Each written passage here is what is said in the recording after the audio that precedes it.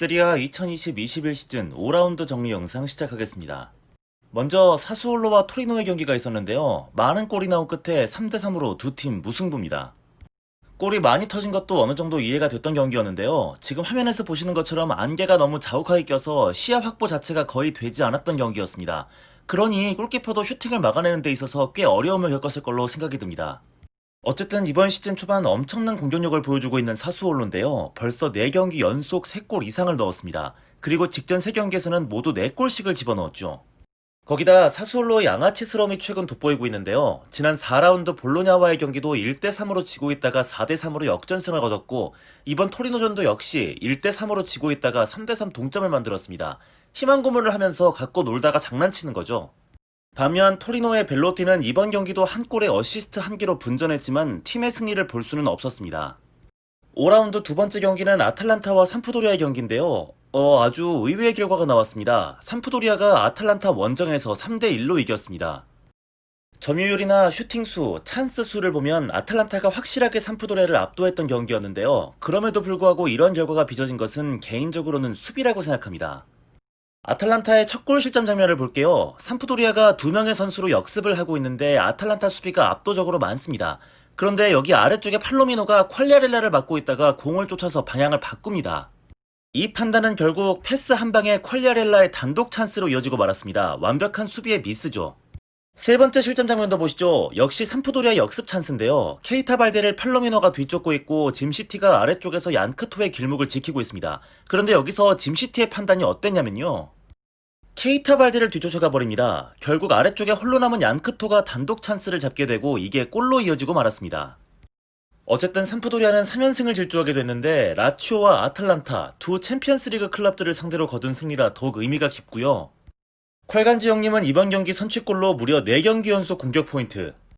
2시즌 만에 다시 세리아로 돌아온 케이타 발데는 어시스트로 이번 시즌 첫 번째 공격 포인트를 기록하게 됐습니다. 다음은 제노아와 인테르의 경기입니다. 인테르가 2대0으로 이겼습니다.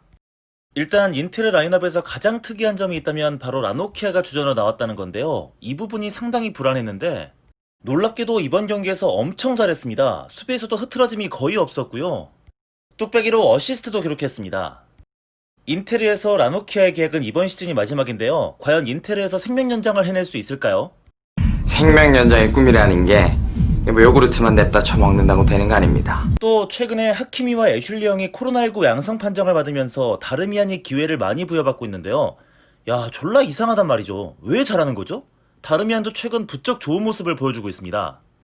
다만 이제 인테리에서 에릭슨의 기회는 쉽게 오지 않을 것 같습니다. 이번 경기 스타팅으로 나왔는데 최악의 경기력을 보여줬고요. 덕분에 인테르도 정말 답답했던 공격을 보여줬는데 에릭슨이 기회가 없을 것 같은 이유는 바로 바렐라 때문입니다. 그냥 공미 자리에서도 바렐라가 에릭슨보다 훨씬 잘합니다. 이번 경기는 교체로 나왔는데 투입되자마자 바렐라가 첫 골을 만들어냈습니다.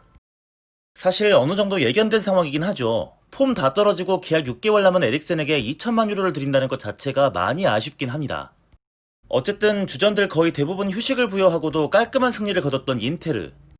하지만 주전 풀로 돌리고 샤흐타르에게는 0대0 무승부를 기록했습니다. 역시 콘테의 챔스 고자 기질은 바뀌지가 않습니다.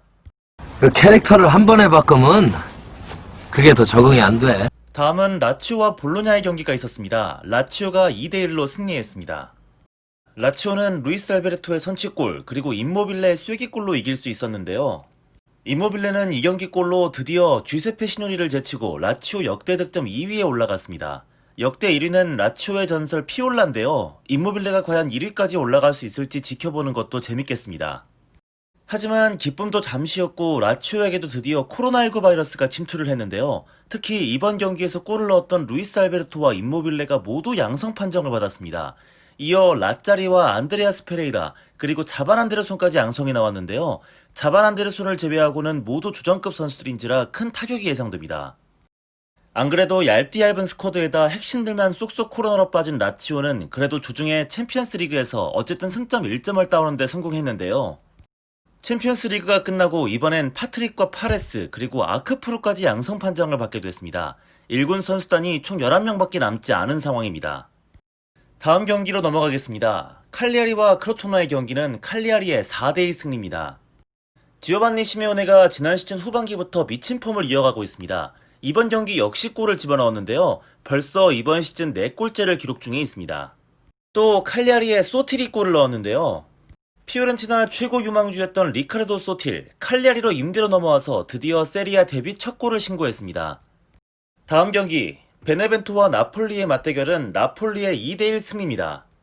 주중에 홈에서 그것도 코로나19 확진자 13명이 나왔던 알크마르에게 1대0으로 패해서 약간은 가라앉은 분위기의 나폴리였을 텐데 다행히 승리를 챙겼습니다. 일단 로베르토 인시니의 골로 베네벤토가 앞서가는데요. 사실 이 경기는 인시니의 형제의 맞대결이기도 했습니다. 일단 동생인 로베르토가 먼저 골을 집어넣은 겁니다.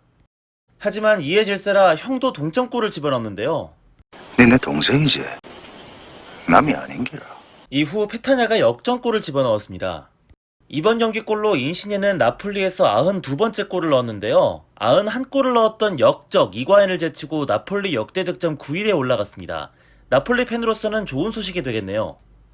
또 이번 시즌 나폴리에 합류한 페타냐는 드디어 나폴리에서 첫 골을 신고했습니다. 하지만 나폴리가 전체적으로 결정력 부족을 드러냈던 경기였는데요. 해결사는 사실 폴리타노였습니다.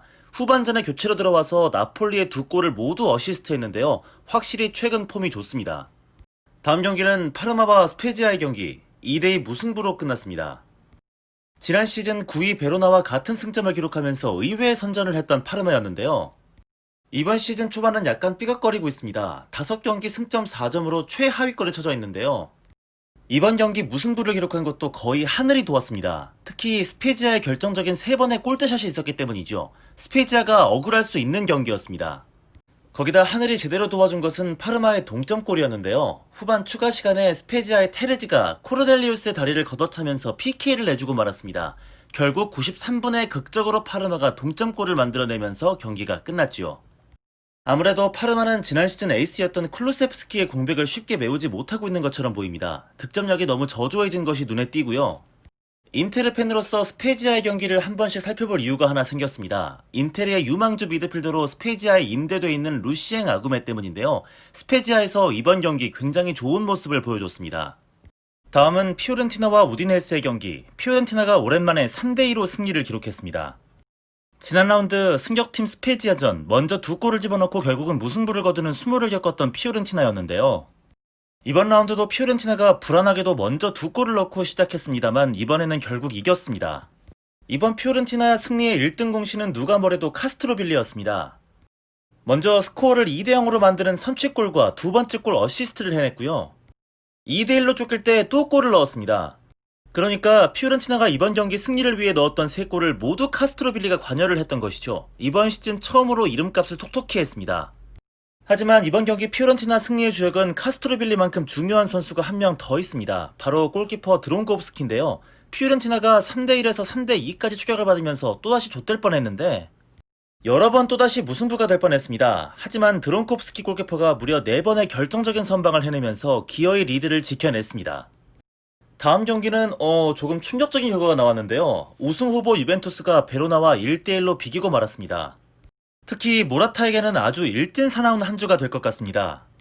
이번 경기 먼저 골을 집어넣고도 아주 간발의 차이로 오프사이드가 지적되면서 VAR로 취소가 됐는데요.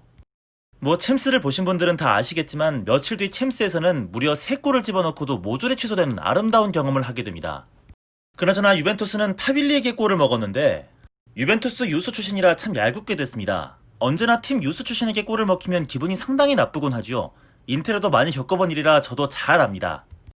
개인적으로 이번 경기를 보면서 초보 감독 피를로라는 리스크가 확실히 유벤투스에 있다는 생각이 조금은 들었습니다.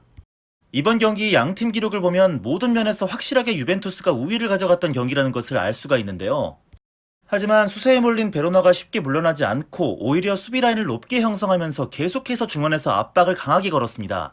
유벤투스가 이번 시즌 유독 강한 압박을 거는 상대에게 비교적 고전하는 모습을 보여주곤 했는데 이번 경기 역시 마찬가지였습니다.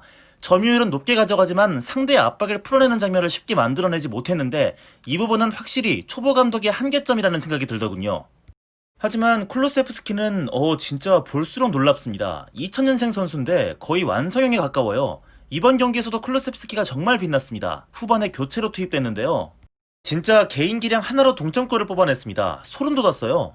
쿨루세프스키의 최대 장점은 피지컬이 단단해서 쉽게 밀리지 않고 버텨주면서 다른 동료들의 찬스를 봐줄 수 있다는 점인데요.